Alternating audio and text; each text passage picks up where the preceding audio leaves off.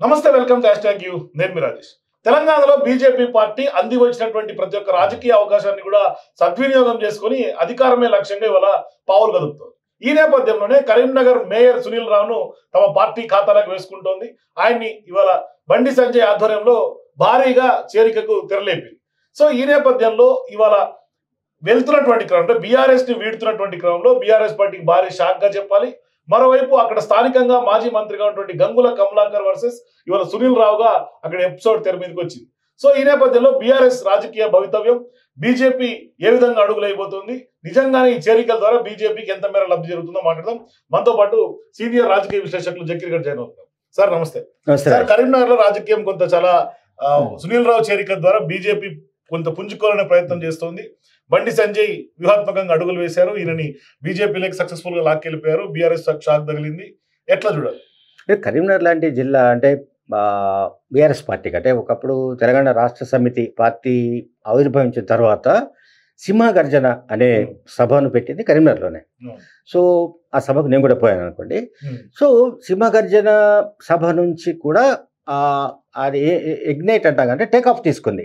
ఇది moment Telangana TRS Telangana ప్రత్యేక తెలంగాణ ఉద్యమం కేసీఆర్ నాయకత్వంలోకి వచ్చిన తర్వాత, కేసీఆర్ నాయకత్వంలో టీఆర్ఎస్ పార్టీ ఏర్పాటు చేసిన తర్వాత సింహగర్జన అనే సభతో కరీంనగర్లో ఒక్కసారిగా ఆ పార్టీ ఆ ఉద్యమాన్ని ఒక్కసారి టేకాఫ్ తీసుకుంది. సో ఇక కరీంనగర్ అంటే నేను ఎందుకు చెప్తున్నాను ఈ మాట అంటే, కరీంనగర్, నిజామాబాద్ అండ్ ఆదిలాబాద్ అండ్ వరంగల్ ఇవి నార్త్ తెలంగాణకు సంబంధించిన 4 ముఖ్యమైన జిల్లాలు. ఈ జిల్లాలు కేసీఆర్కు కంచుకోటలు, టీఆర్ఎస్కు కంచుకోటలు. ఇవి ఎప్పుడైతే బీఆర్ఎస్ పార్టీ పెట్టారో ఆ బీఆర్ఎస్ పార్టీ పెట్టినప్పుడే చాలా విమర్శలు వచ్చాయి. ఏది తెలంగాణ పేరు లేకుండా పోయింది అనేది, తెలంగాణ ఐడెంటిటీని వదులుకున్నారని.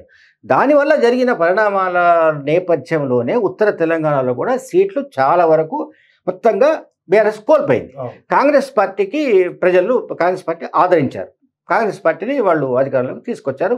ఎక్కువ సీట్లు మనకు రూరల్ ఉంచాయి. దట్టు బి నార్త్ తెలంగాణ నుంచి ఎక్కువ సీట్లు వచ్చాయి.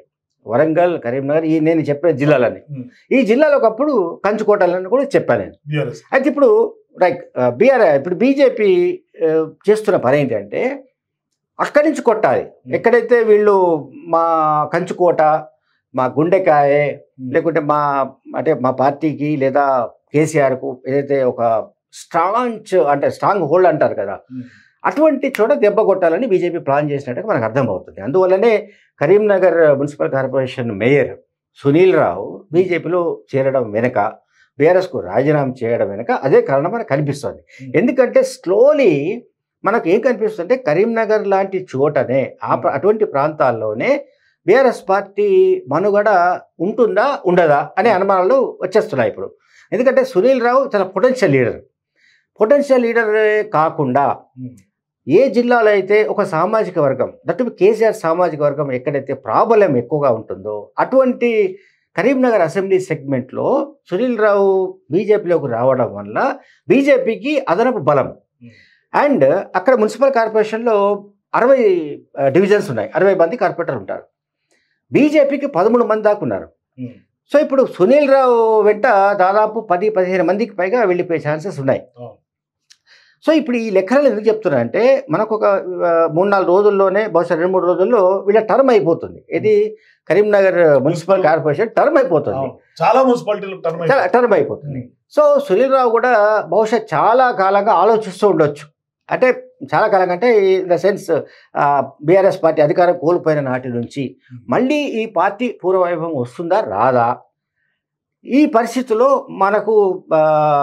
మనం ఇప్పుడు ఎవరన్నా కూడా సునీల్ రావు ఒక్కరే కాదండి, ఎవరన్నా కూడా రాజకీయాల్లో ఉన్నవాళ్ళు ఏమనుకుంటారంటే, లేదా ఏదైనా ఒక పదవిలో ఉన్నవాళ్ళు ఏమనుకుంటారంటే, ఈ పదవి మనకు సుస్థిరంగా ఉండాలంటే మనం ఎక్కడైతే ఉన్నామో అక్కడ రాజకీయ అంటే పొలిటికల్ రాజకీయ బలాబలాలు ఏంటి అనేది సునీల్ రావు బాగా స్టడీ చేసినట్టు కనిపిస్తుంది. ఎందుకంటే కరీంనగర్ కాన్స్టిట్యుయెన్సీలో కాంగ్రెస్ పార్టీ బలహీనంగా ఉంది, ఇట్స్ ఎ ఫ్యాక్ట్. కరీంనగర్ నుంచి లోక్సభకు కేంద్ర మంత్రి బండి సంజయ్ రిప్రజెంట్ చేస్తున్నాడు. సో బండి సంజయ్ గ్రిప్ కావచ్చు, అట్లనే ఇప్పుడు సునీల్ రావు రావడం వల్ల నేను ఎంతో చెప్పినట్టుగా అదనపు బలం కావచ్చు. రాజకీయ కోణం సార్, కానీ వాళ్ళు అక్కడ ఒక రాజకీయ యుద్ధం ఎట్లా జరుగుతుందంటే ఈయనేమో అభివృద్ధి కోసం నేను వెళ్తున్నా బీజేపీకి ఆయన చెప్తుంటే మొన్నటిదాకా బీఆర్ఎస్ పార్టీలో అంటగాగినటువంటి ఈయన ఇవాళ గంగుల కమలాకర్ తెర మీదకి వచ్చి అవినీతి ఎక్కువైపోయింది, ఆయన అవినీతి పరుడు అని ఈయన మీద ఒక మార్క్ వేసే ప్రయత్నం గులాబీ పార్టీ చేస్తుంది. అవును సార్ రాజేష్ గారు, ఇప్పుడు ఎప్పుడు అవినీతి పరుడయ్యాడు? ఆయన బీఆర్ఎస్ నుంచి రాజీనామా చేయగానే అవినీతి పరుడవుతాడా? బీఆర్ఎస్ లో ఉన్నప్పుడు ఆయన పైన ఎందుకు ఆరోపణలు చేయలేదు? సునీల్ రావు పైన ఎందుకు అవిశ్వాస తీర్మానం పెట్టలేదు? ఇప్పుడు మీరు హైదరాబాద్ లో విజయలక్ష్మి గారి పైన అవిశ్వాస తీర్మానం పెడుతున్నారు, రైట్, ప్రయత్నాలు చేస్తున్నారు. అది సఫలమైన అవకాశాలు తక్కువ ఉన్నాయి. పక్కన పెడదాం హైదరాబాద్. మనం కరీంనగర్ది మాట్లాడుతున్నాం. కరీంనగర్ది మాట్లాడుతున్న పాయింట్ ఆఫ్ వ్యూ రెండు విషయాలు నేను చెప్పదలుచుకున్నాను. ఇక్కడ ఏంటంటే బీజేపీ గ్యారంటీగా 2028 నాటికి చాలా పెద్ద ఫోర్స్గా అవతరించే అవకాశాలు కనిపిస్తున్నాయి. ఎందుకంటే సునీల్ రావు లాంటి వ్యక్తి గురించి నేను చెప్పాను. కేసీఆర్ సామాజిక వర్గానికి సంబంధించిన వ్యక్తి, అది మనం గుర్తుపెట్టుకోవాలి. అంటే కేసీఆర్కు ఒకటి తెలంగాణ సెంటిమెంట్ అంటే ఎమోషన్, రెండోది ఆయన సామాజిక వర్గం. ఈ రెండు ఆయనకు చాలా ఏమంటాం నైతికంగా కావచ్చు, ఆర్థికంగా కావచ్చు, ఇంకొక రకంగా కావచ్చు, ఒక గట్టి పట్టున్న ఇదిగా వాళ్ళు ఉన్నారు, ఆయనకు బ్యాక్ బోన్గా ఉన్నారు.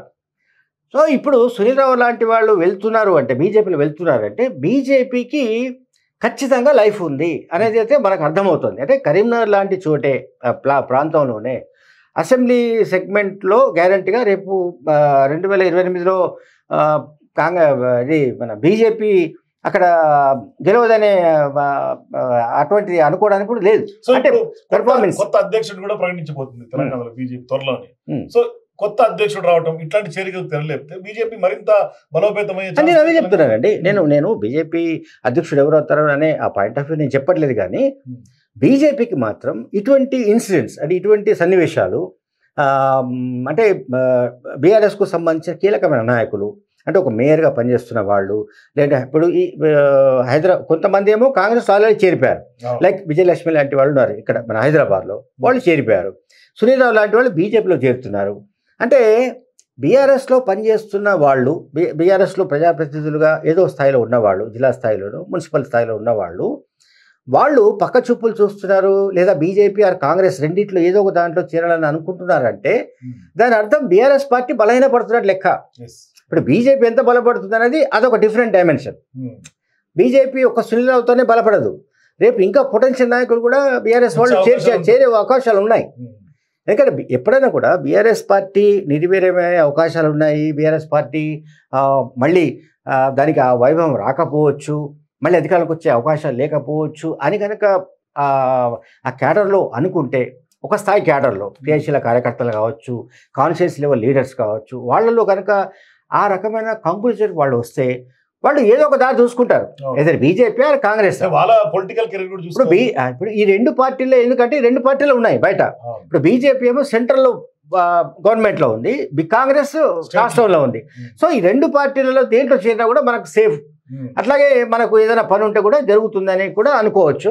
అందువల్ల ఏంటంటే చాలా ఇది ఈ పర్టికులర్ ఇన్సిడెంట్, ఈ పర్టికులర్ ఫిరాయింపు లేదా చేరిక ఏదైతే ఉందో ఇది ఖచ్చితంగా బీజేపీకి ప్లస్, బీఆర్ఎస్ కు భారీ మైనస్ అని చెప్పగలను. సో ఇది ఖచ్చితంగా బీఆర్ఎస్ పార్టీ రాష్ట్రంలో వీక్ అవుతుంది, బీజేపీ బలపడుతుంది. మరోవైపు బీఆర్ఎస్ కంచుకోట పైన బీజేపీ భారీ దెబ్బ కొట్టేట్టుగా కూడా ఈ ఎపిసోడ్ చూడాలని జక్కి గారి విశ్లేషణ. For more videos, please watch #.